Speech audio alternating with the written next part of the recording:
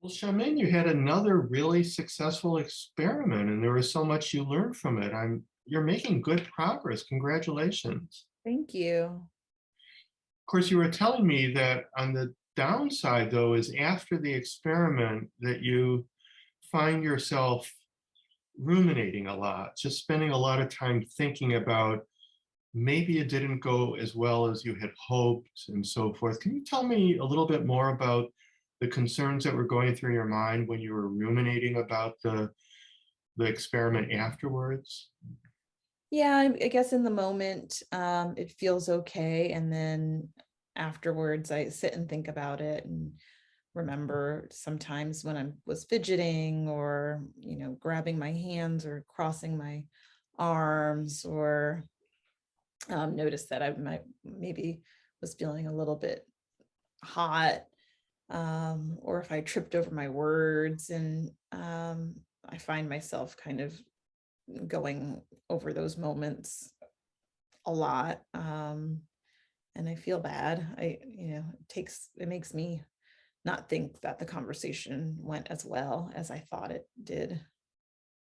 And why do you think you're doing that? What do you think the purpose or the goal of your ruminating is? I don't know. Um, Maybe I never really thought about it. It just kind of feels like it happens automatically, but I mean, it probably does happen automatically. It's probably an old habit of yours, right? yeah, maybe I've been doing it for a while. But I bet there's a reason for it.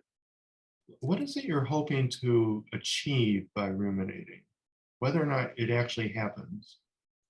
Maybe I'm hoping that if I keep looking at it, I'll I'll see that it wasn't as bad as I thought it was, or that maybe maybe I didn't do those things or maybe they weren't paying attention or they didn't see it, or that I could fix it in some. I know it sounds silly, but maybe I They, could fix it in some kind of way. okay, no, it doesn't sound silly. It sounds like something that's really important and very concerning to you. So you're ruminating, it's an old habit to do that afterwards, focusing on the parts of the interaction that you think may not have gone well and worrying about how the other person may have reacted to you. And you're saying that perhaps one reason you're doing that is the hopes of saying that maybe it went better than I thought it did, maybe it really wasn't so bad, or at least maybe I can fix it the next time. There's some way to fix the situation going forward. Does it work? Does the rumination help you in those ways that you hope? No, no, I usually feel worse. You feel worse by ruminating. Yeah. Well, that's a big problem with social anxiety in general for most people who are socially anxious, by the way. It's called post-event rumination. The common term for it is basically beating ourselves up, where we could spend a lot of time, sometimes over days, sometimes over years, not in a row, but periodically remembering things from long ago that we feel really bad about as though it had just happened. Yeah. Okay, and it only makes us feel worse, as you said. It doesn't actually, if it helped us, it would be worth it, but it doesn't. It only makes us feel worse and more likely to avoid or rely on other safety seeking behaviors the next time.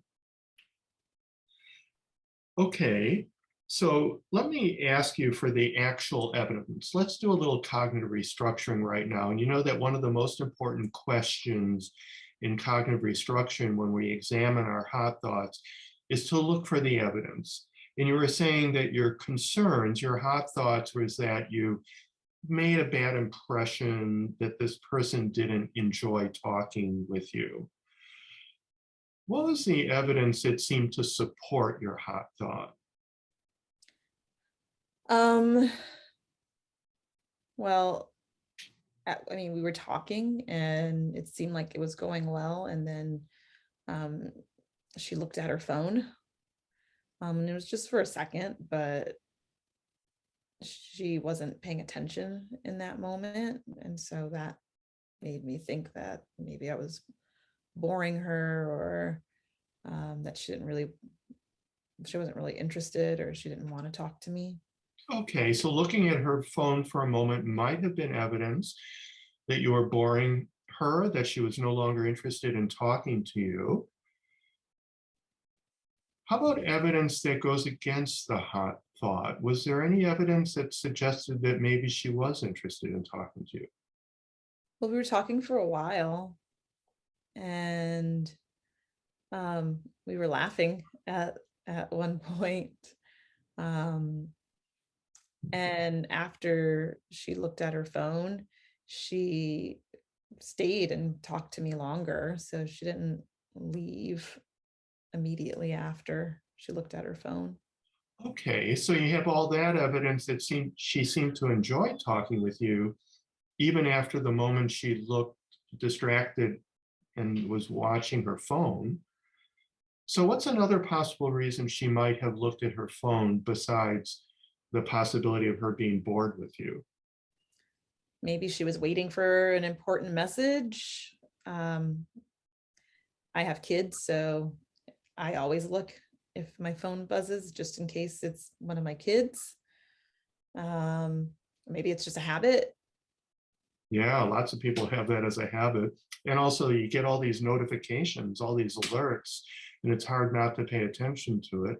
Okay, but the bottom line is, you know what? There's some uncertainty. We don't know for sure how she felt about you. My guess is she doesn't know for sure how you felt about her because people, of course, don't have the ability to mind read. Mhm. We pick up evidence that this person seemed to enjoy talking with you the large majority of the time, although there was a moment she was distracted by her phone, which might have meant she was bored, but it might have just meant she was distracted by something on her phone. But there's still some uncertainty. So let me ask you a question. Let's say she was bored with you, or maybe somebody else was bored with you. Why would that be upsetting? I know we prefer people to be fascinated with us, but let's say that somehow we knew that somebody didn't enjoy talking with us. What would be upsetting about that for you? Um, it makes me feel like they don't like me, that they think that I'm not worth talking to. Okay, and if that were true, if somebody you were talking to in a social setting was bored and uninterested in talking with you and really didn't like you and didn't think you were worth them talking to any longer, what would be upsetting about that? What would that mean to you? It would mean that I'm not good enough to keep people interested. It would mean that I'm boring, that I'm not smart, that I'm not interesting, and I'm not good enough. Okay, so somebody not being interested in talking to you, or simply the possibility that someone is not interested in talking to you because there's uncertainty of what they actually feel, that's really upsetting because it's not just one person's interest in you that's at stake, but it sounds like the way you see it, it's your worth that's at stake. If someone isn't interested in talking to you, then it would mean that you're not interesting. It means that you're boring. And so it doesn't just mean that this one person doesn't want to talk to you. It means that there's something wrong with you. Do I Mm. understand that right? Yeah. Okay. So that's called a core belief, by the way, the idea that there's something wrong with me, I'm uninteresting, that people don't find me worth talking to. Those are examples of core beliefs, which we'll work on more as we go on in therapy. Note to the viewer here. Notice how in the last couple of minutes, I've been using what in CBT is called the downward arrow technique or the peeling the onion technique, in which I ask a series of questions aimed at helping Shamin uncover the underlying core beliefs that give rise to her social anxiety. In Shamin's case, and this is very common with social anxiety, she personalizes rejection or the possibility of rejection in her core beliefs. Namely, if somebody doesn't enjoy talking with her, she views it as evidence that they don't like her, and even more so as evidence that she is not likable, that she's not interesting, that there's something fundamentally wrong with her, that she's not good enough. I could go in a couple different directions here. I could ask Shamin a series of questions aimed at helping her gather evidence against this belief that she's not likable by looking for times during past homework experiments when people seem to have enjoyed talking with her, as well as asking her about her friendships and the evidence that they seem to enjoy talking with her and seem to enjoy the friendship with her. Then I might ask her a synthesizing question of, well, then what does it mean if some people don't like talking with you, but other people do like talking with you and do like you? Does that support the core belief that you're not likable, that you're not good enough? Or does that indicate something else? And Shamin might say, well, maybe it means that different people have different preferences. That's a healthy alternative core belief, that rejection is a reflection of different people having different preferences, different tastes. Maybe just their mood or their availability may impact whether or not they like talking to you. That rejection isn't a judgment of your worth. It's just a reflection of people's preferences or availability. However, in this case, the immediate issue is Shamin's tendency to ruminate, to beat herself up for prolonged periods after social interactions in which she feared that she said or did something that might lead them to not like her. So that's why I go in this alternative direction of introducing a skill of how to affirm herself rather than beat herself up and counteract her tendency to ruminate. Let's continue. Now, I want to use an analogy with you. Imagine a parent of an elementary school age child. And imagine that this child comes home from school with their report, whatever it was that they worked on, and that they show their parent this report and they're very proud of it. And they say, look what I did. Look at this thing I did. And look at the grade I got. I'm so proud of it. And imagine that the parent responds to the child by giving what the parent believes is constructive criticism, but a lot of constructive criticism, such as, I don't know, honey, I thought you did a better job with the last project you did. And this one isn't as neat and isn't as pretty as the last one. And I know you're smarter than that. You didn't come across as smart as you really are. And you know the other kids in class that you've shown me, that you introduced me to, I think they probably did a better job too on this report. So I'm kind of concerned that this wasn't your best work. So imagine the parent responds in that kind of way, giving what they believe is constructive criticism to the child. How do you imagine the child would feel and react to that? I feel bad just hearing it, and it's not me. They would feel bad. They would feel probably sad, Yeah, um, upset, hurt. okay. And imagine that this is typically the way the parent responds. On the one hand, if the kid does really well, the parent might lavish praises on the child. But if there's anything imperfect about what their child did, the parent will be critical of it. Not, extremely harshly, not using insulting, abusive words, but still very critical of any imperfection, that this is a pattern. This wasn't just a bad day for the parent. This is a pattern that they have. How do you think having the parent respond in that way typically praise perfection, but be pretty critical of any imperfection? What do you think the ongoing impact on the kid would be? Um, they might not want to share as much with the parent. They might only want to share if they think what they did was perfect. They might always be wanting to be perfect or hope that or have a belief that they need to be perfect or else it's not good enough. Okay, okay.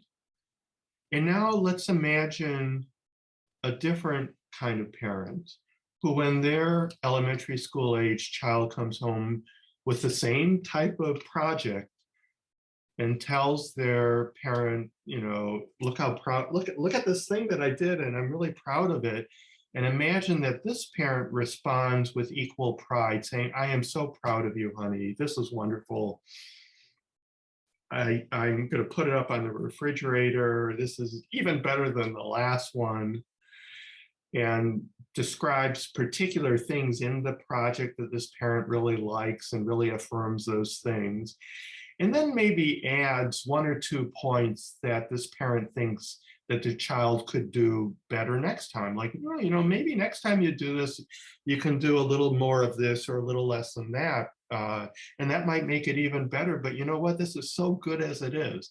Imagine that the parent responds in this way, very praising, very affirming, and adds 1 or 2 points that maybe can get better.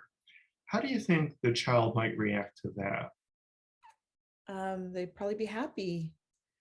They would be proud of themselves. They would feel good about the work that they did, and good about themselves that they Even, did a good job. okay. And even though the parent later introduces 1 or 2 specific ways that this parent thinks the child could do better the next time, how do you think the child might feel about that part? Um, maybe maybe they'll be able to hear it and apply it to the next one, but they won't take it as personally. It won't hurt them as much, um, because it was done in a loving way. Okay. And there is a strong emphasis on the positive, and the feedback was done in a loving way. Okay. And the reason I'm telling this story of the bad parent and the good parent, if you will, or the critical parent and the affirming parent, is in a way, that's what socially anxious people do with themselves. When we're ruminating, when you were ruminating, you were unintentionally being the critical parent to yourself. You were beating yourself up. Even though you had a good reason to do so, you were hoping that it would help you see that things went better than you thought they did, or that you could somehow fix it going forward. It only ended up making you feel worse, just like in the story of the critical parent. It only made the poor child feel worse. And if you do this as a habit, as you said you do, you beat yourself up regularly as a habit, you don't affirm the positive, that only makes you feel worse and worse. For many socially anxious people, it makes them feel depressed, makes it more likely that you'll avoid doing the kind of interactions the next time, or rely heavily on your safety behaviors, which you've already learned only makes things go worse. Whereas if you're the good self-parent, the affirming self-parent, in other words, if you pat yourself on the back for the positive that you did, rather than beat yourself up for what you think was negative, and then you add 1 or 2 ways, if there were any, that you think you can do better next time, that will help you feel better about yourself, help you not take the experience so personally, and help you make more progress going forward. Mhm. So let's try that now. Okay. When you were at the gardening club meetup the last time, if you were to do the affirming self-parent thing strategy right now, what can you affirm yourself for? What were the positive things you did during that meetup? Um, Shamin, you did a really good job of having a lengthy conversation with somebody that you had just met. Um, and you made them laugh. Um, and you weren't so in your head the whole time. So you were able to pay attention and respond to what they were saying. Um, and you allowed for them to talk a little bit, but you didn't ask so many questions that it stopped you from being a participant in the conversation as well. And you were able to hold your own. Wow. Wow. And you had this big smile on your face when you're saying all this. Now, what can you suggest that you might do differently next time you go to the meetup? Again, in the affirming, loving parent mode. Um, you might have gotten a little distracted when she looked at her phone, but So for next time, what would you want to do differently? for the next time, you I think can not try not to take it so personally and realize that maybe it wasn't about you. Maybe there was some other reason or habit of just looking at their phone, and refocus yourself on the conversation. Very nice. So how does it feel using this affirming self-parent mode? In other words, patting yourself on the back rather than beating yourself up. How did it feel when you were doing that here? Well, it feels nicer for sure than beating myself up. Yeah, good. And again, you had this big smile across your face when you were doing it. I imagine you don't have that smile when you're doing the rumination thing. Definitely not. Uh, And how about at the end when I asked you, if there was anything you can do differently next time, and you said two interesting things. One is to not take things personally when a person reacts because you don't know the reasons why they're reacting the way they are, and also to keep returning your attention back to the conversation rather than on your hot thoughts. How did you feel when you were giving yourself that sort of constructive suggestions for the next time? Not so bad. I thought it felt fine, and it felt um like it felt like it was supportive instead of critical. Okay, very good, very good. So I'm going to make a suggestion that when you do your homework experiments next week, when you go back to the gardening club meetup and you try to talk to more people and you try to have longer conversations, that in addition to dropping your safety behaviors and focusing with curiosity, focusing externally, getting engrossed in the conversation, in addition to all that good stuff that you do during the meetup, that afterwards, after the experiment, that you make an effort to apply this affirming self-parent strategy, that you start by patting yourself on the back, just like you did here a few minutes ago, for all the positive things that you did.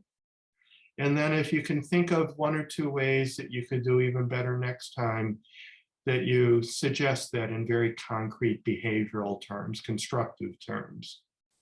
Okay, I think I can do that. Sounds good. Thank you.